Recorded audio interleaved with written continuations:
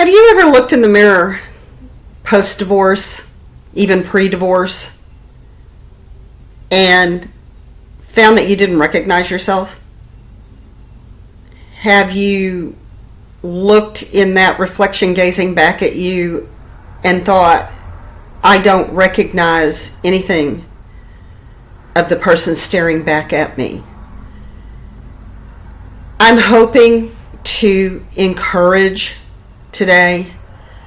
I've made up my mind that after I do this video, and I usually do them private for a few hours before I really post them on YouTube, but I'm hoping that after I get this done, that I can go to the nearest large city and spend the day just having fun. Will I be doing necessary stuff? Yes, I will.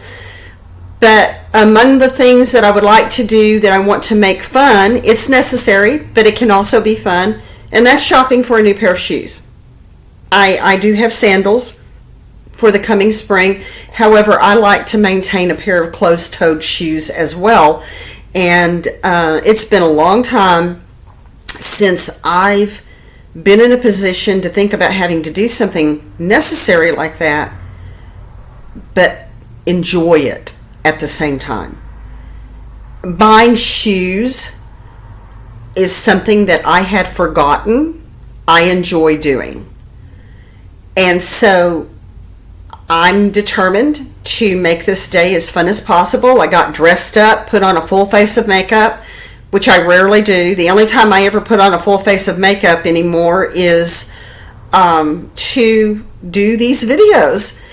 And when I was getting made up for this video, I was like, why don't I ever do this? Why did this just go down the drain somewhere along the road? Before I was divorced, I had quit using makeup completely. And I was raised predominantly by an aunt. And this aunt was very big on looking at all times as if you had stepped out of the pages of a magazine.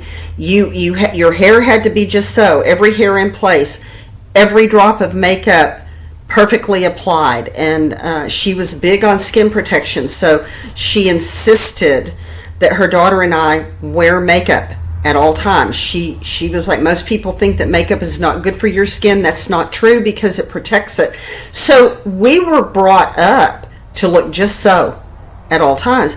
And somewhere along the road, that went completely down the drain. And I as I was putting on my makeup this morning, I'm like, that's such a tragedy, because that was a big part of who I was. And so I'm just encouraging women post-divorce to push themselves, not just to rediscover who they were before all of the tragedy happened, but to discover who they don't know they are. It's like, I never would have thought that I would have been doing YouTube videos. Now, years and years ago, I did try a blog, and I stayed so stressed out that I couldn't address that blog on a routine basis. I was just too stressed to do it. At the time, I felt like it was my duty to make my life seem like something it wasn't. That was a great strain, and it just ruined my creativity. Now I don't feel the need to do that. And but I never thought I would be doing YouTube videos. My soul. I never had a problem putting myself out there. Not since I was about 17 or 18. But I never would have thought I would have been doing something like this. Putting myself on a platform where there is a possibility of people all over the world seeing and hearing me. But you know what? If I never get a larger audience than I do now, and those of you who have watched, even for a few moments, I am most grateful. And I also ask that you like, subscribe, and share. That would be giving me a huge boost to my self-esteem.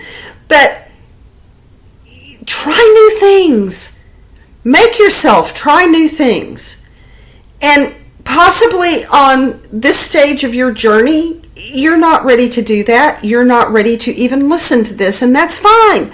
But maybe at some future point, you will be.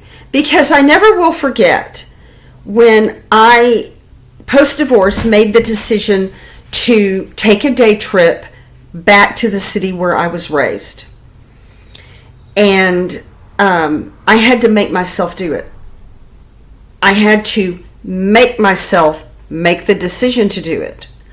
I had to make myself designate which day I was going to do it. I had to make myself not sleep in that morning, not try to get some rest, but to get up early because I wanted to have brunch at the restaurant that my mother would take me to when she had a little bit of extra money to spend.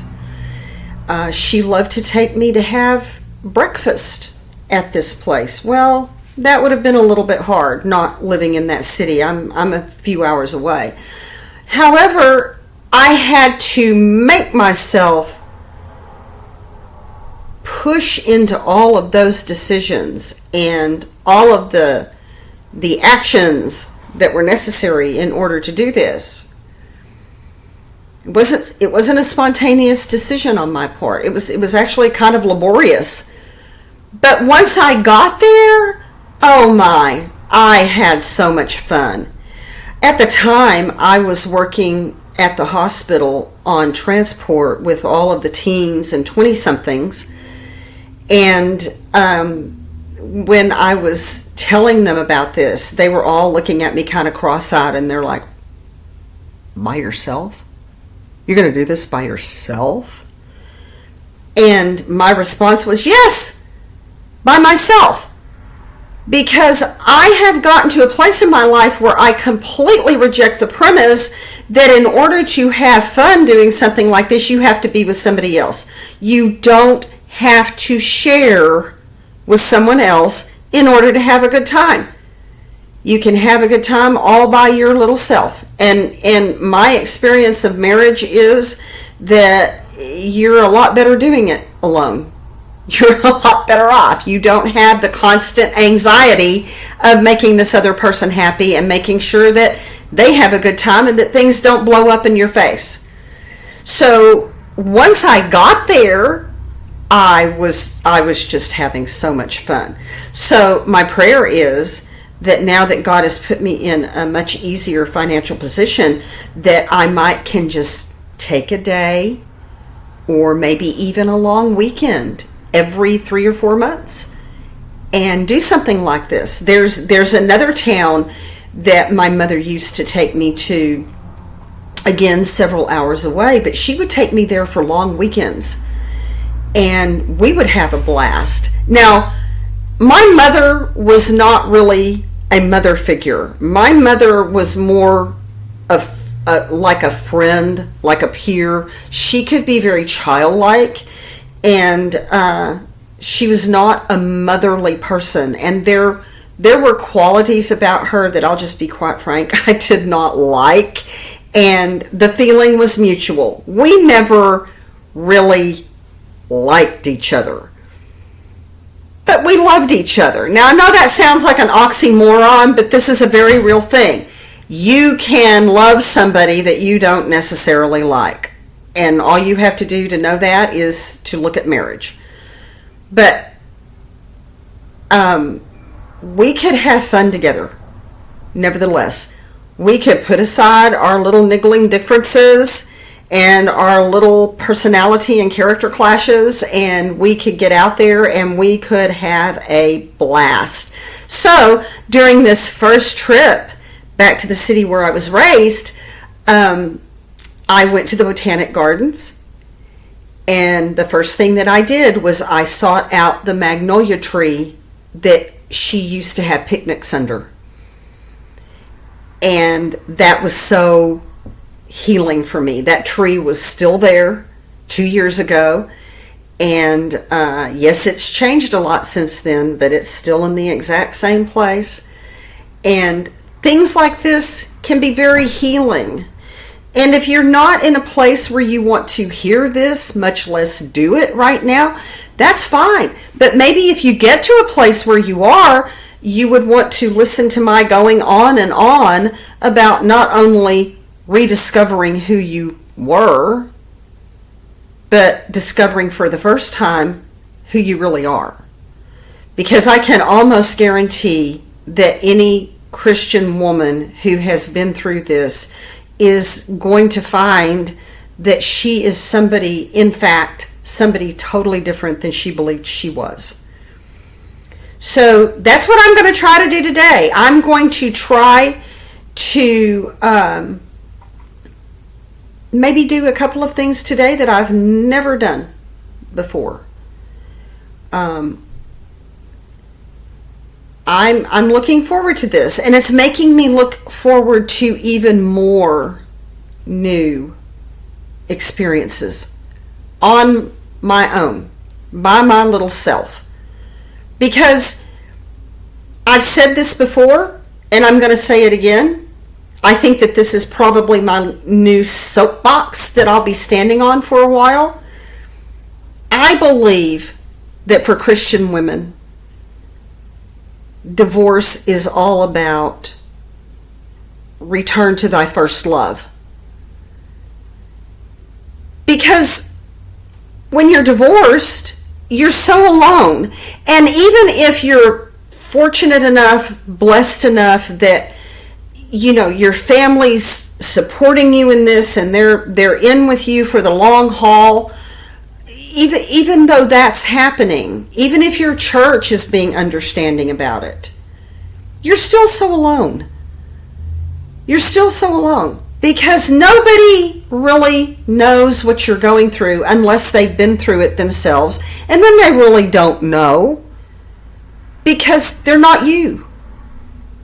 They're not you. They don't know what this experience is like for you, even if they've been through divorce themselves.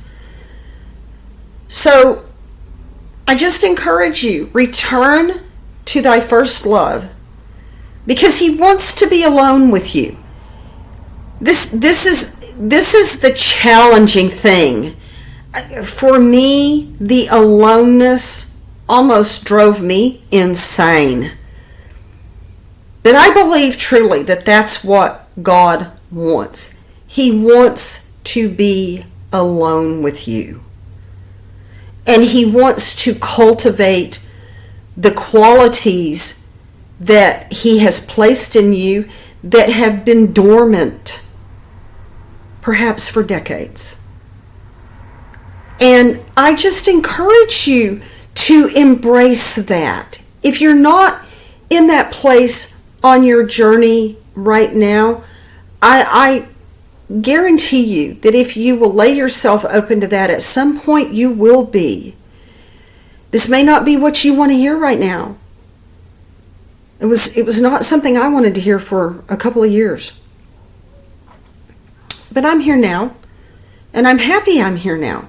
And I'm looking forward to getting out into that beautiful, beautiful day with the breeze. You can probably see the reflections of the leaves somewhere in the room. The leaves are just quivering in the breeze out there. It's a beautiful, beautiful day. And I'm looking forward to getting out there. I'm looking forward to allowing the God's sunshine to land on my face and just breathe the air and maybe breathe the fragrance of the wisteria. I don't want to get poetic, but if you have an opportunity where you can go hiking or go to a nearby park and like garden somewhere, something like that, go to the zoo, just someplace where you can allow God's creation to impress upon you his majesty and his magnificence and the fact that he wants to be close to you. Just do it. Just make the decision to do it. And yes, probably you will have to make yourself do this. But I guarantee you, it'll get easier and easier and easier. and it will turn out to be something that you're looking forward to. I've talked to a couple of friends about, maybe we could all get together and take a long weekend somewhere. We'll have to coordinate our calendars and they're on board for that.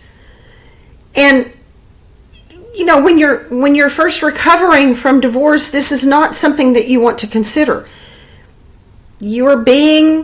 It's being demanded of you that you literally be transplanted into completely alien soil.